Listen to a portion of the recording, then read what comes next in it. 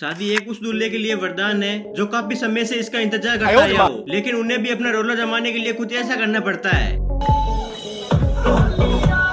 तो चलिए शादियों के कुछ फनी मोमेंट देखते हैं। मंडप में बैठते टाइम यदि आपके भी मनपसंद का गाना बज जाए तो एक बार के लिए तो आपके भी कंधे खड़े हो बैठते हैं। कुछ उसी प्रकार का वाक्य इन जनाब के साथ हो जाता है। मंडप में बैठते टाइम इनका भी मनपसंद का गाना बज जाता है। ये गाना सुन के इनके भी कंधे ऑटोमेटिक हिलने लगते हैं। ये जैसे तैसे करके थोड़ी देर मजबूत रहता है, लेकिन उसे रहा नहीं जाता और खड़े होकर नाचने लगता है। तभी दुल्हन ने इसका हाथ पकड़ के फिर से नीचे बैठा दिया, लेकिन ये कहाँ रुकने वाला था। ये फिर से उठ खड़ा होता है और खुद के साथ साथ दुल्हन को भी नचाने लगता है। और इसी मौके का फायदा उठा के पंडित जी ने भी 2 ठुमके लगा लिए। यदि आपकी शादी और आपके बेवड़े दोस्तों को नागिन डांस करने का मौका मिल जाए तब तो वो पूरा माहौल ही उठा देते हैं। ये देखिए इन्होंने भी अपने दोस्त की शादी में कुछ ऐसे रंग बरसाए।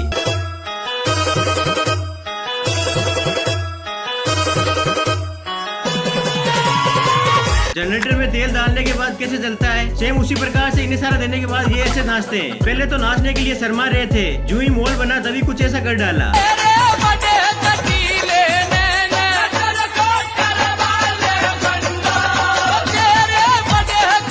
तो चलिए अब आप लोगों को बताते हैं शादियों में नागिन डांस क्यों जरूरी होता है। इन कपल के साथ भी कुछ ऐसा ही वाकई घटता है। यहाँ पर वरमाला के टाइम वर और वधू दोनों फोटो शूटिंग कराने के लिए खड़े होते हैं। फोटो शूटिंग के बाद वधू का वरमाला पहनाने का टाइम आता है। वधू ने तो जैसे तैसे करके वरमाला पहना दी, लेकिन जो ही वर का टाइम आता तभी वधू नाटक करने लगती है। तभी कुछ ऐसा वो बैठता है।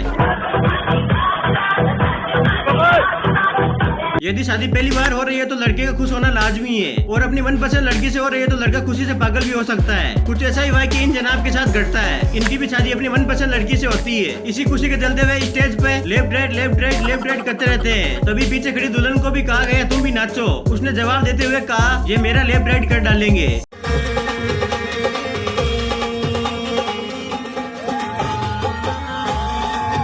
शादियों में थोड़ी बहुत छेड़खानी तो चलती रहती है, लेकिन इन दूल्हे राजा के साथ तो पूरा कांड ही हो जाता है। यहाँ पर जूते तुराने की कुछ अनोखी रस्म देखने को मिली। एक ने तो पीछे से पकड़े रखा और चारों ने इनके जूतों पे धाव बोला। बेचारा कुछ समझ सका उससे पहले ही लंका लुट गई।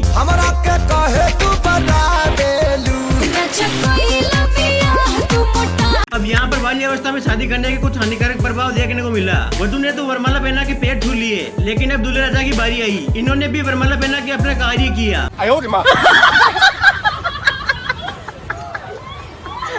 अब यहाँ पर देखिए दुल्हन ने तो अपना कार्य कर दिया, लेकिन जो ही दूल्हे राजा की बारी आई वो कंफ्यूज हो बैठे, किसको डालूं, साली को डालूं या अपनी वाइफ को डालूं। तभी कुछ ऐसा कर बैठते हैं।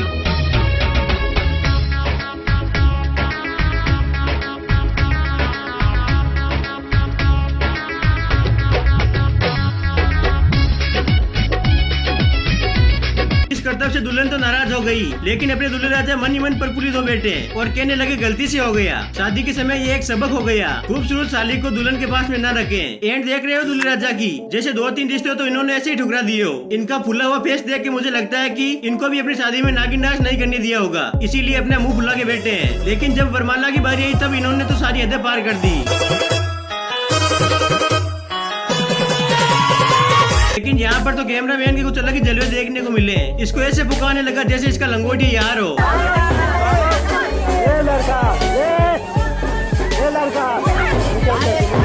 कम से कम आज के दिन तो इनको इज्जत दे देते। एक तरफ ऐसे दूल्हे होते हैं जिनका मुंह देख के लगता है कि इनकी पूरी जायदाद ही छीन ली गई हो, लेकिन दूसरी तरफ ऐसे भी दूल्हे होते हैं जो अपनी शादी से इतने खुश हो बैठते हैं जैसे वर्षों का मुकाम पूरा हो गया हो। इन जनाब की हंसी का तो कोई ठिकाना ही नहीं रहा। इन्होंने अपने दोस्तों से लेके अपने मंगेतर तो कोई हंसा डाला।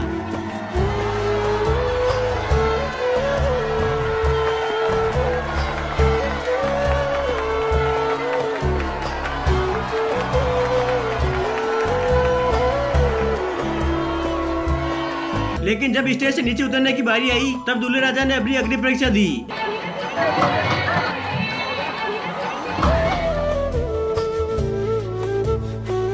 एक दूसरी तरफ ये जनाब जैसे मानो कि इनकी शादी अपनी मनपसंद लड़की से नहीं हुई हो, कुछ उस तरह का बर्ताव करते हैं और अपना मुंह फुला के बैठ जाते हैं। लेकिन जब वरमाला पहनाने का टाइम आया तब कुछ ऐसा कर डाला।